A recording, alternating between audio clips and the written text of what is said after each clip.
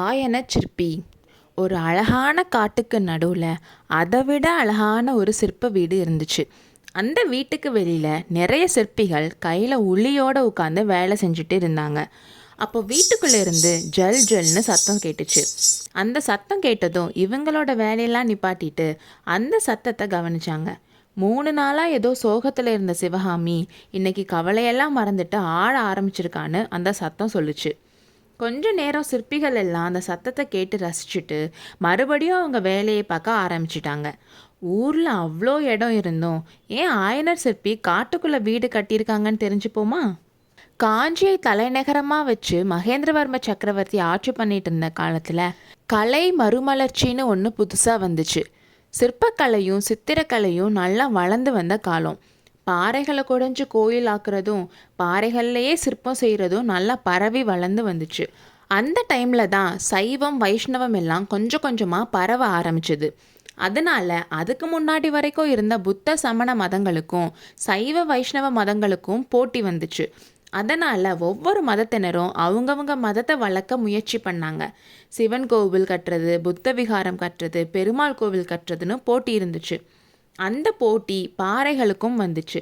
பாறையை குடைஞ்சு அந்த மதத்தோட கோயில் தான் கட்டணும்னு சொல்லி எல்லாரும் போட்டி போட்டாங்க. அதனால் ஃபேமஸான சிற்பிகள் கிட்டலாம் போய் பாறை கோயில்கள் கட்டித்தர சொல்லி கேட்டாங்க. இதில் தான் மாட்டிக்கிட்டாரு நம்ம ஆயனர் சிற்பி. காஞ்சியில் பிறந்து வளர்ந்த ஆயனர் சின்ன வயசுலேயே மகா சிற்பின்னு பேர் வாங்கிட்டாரு. அதனால் அவர் பண்ணுற சிற்பங்கள் எல்லாம் பார்க்க சாதாரண மக்கள்லேருந்து அரசர் வரைக்கும் வந்து அடிக்கடி பார்த்துட்டு போவாங்க. அவங்கள கவனிக்கிறதுலையே பாதி நேரம் போயிடும். ஆயனர் சைவ மதத்தை சேர்ந்தவர். அதனால் அவரோட சிற்பங்கள் எல்லாம் சைவ மதத்துக்குரியதாக இருக்கும். இதனாலேயே புத்த சமண மதத்தை சேர்ந்தவங்க ஆயனரை அவங்க மதத்தில் சேர்க்க ட்ரை பண்ணாங்க. இதெல்லாம் பார்த்துட்டு இந்த தொல்லைகள்லேருந்து எஸ்கேப் ஆகி எங்கேயாவது காட்டில் போய் வீடு கட்டி வாழணும்னு முடிவு பண்ணிட்டாரு. அவர் இந்த மாதிரி முடிவெடுக்கிறதுக்கு இன்னொரு முக்கிய காரணமும் இருக்குது. அவருக்கு சிற்பக்கலை எவ்வளோ தெரியுமோ அந்த அளவுக்கு பரதமும் தெரியும். அவரோட மக சிவகாமி சின்ன வயசாக இருக்கும்போதே பரதத்தில் நல்லா வருவான்னு தோணுச்சு அவருக்கு. அதனால் அவருக்கு ஒரு ஆசையும் வந்துச்சு.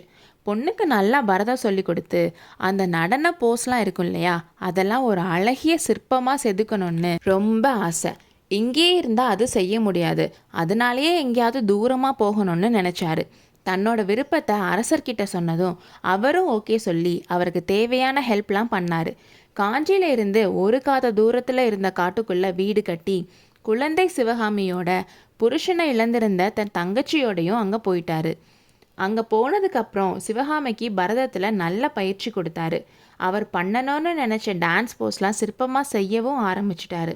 அவர் தனியாக போனதுக்கப்புறமும் கலைகளில் ஆர்வம் இருக்கிறவங்க அங்கேயும் அவரை தேடி போனாங்க.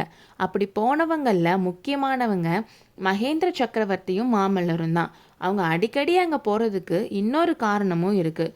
சக்கரவர்த்தியும் மாமல்லரும் ஒரு நாள் கடல்மல்லை துறைமுகத்துக்கு போயிருந்தப்போ அங்கே இருந்த பாறைகள் எல்லாம் பார்த்துட்டு இதில் எல்லாம் சிற்பம் செஞ்சு கடல்மல்லை ஒரு அழகான இடமாக மாற்றணும்னு முடிவு பண்ணாங்க.